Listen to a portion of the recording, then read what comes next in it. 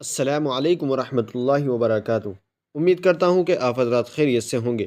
ناظرین، جوتے یا چپل میں نماز جنازہ پڑھنا کیسا ہے؟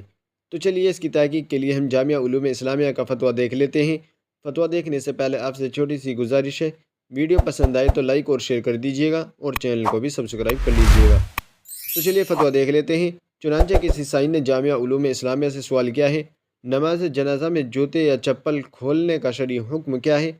کوئی شخص جوتے یا چپل پہن کر نماز جنازہ ادا کرے تو اس کا کیا حکم ہوگا؟ تو چلیے دیکھتے ہیں جامعہ علوم اسلامیہ نے اس کا کیا جواب دیا ہے۔ اس کا جواب آپ اپنی اسکرین پر بھی دیکھ سکتے ہیں۔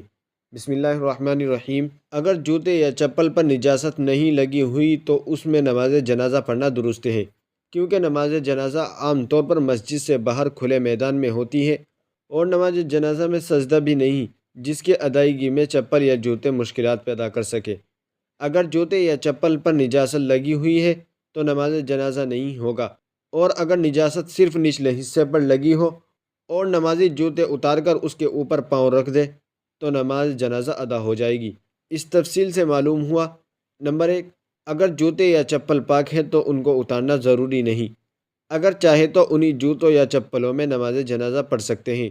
نمبر 2، اگر جوتوں یا چپلوں کا اوپری حصہ ناپاک ہے تو انہیں اتارنا ضروری ہے۔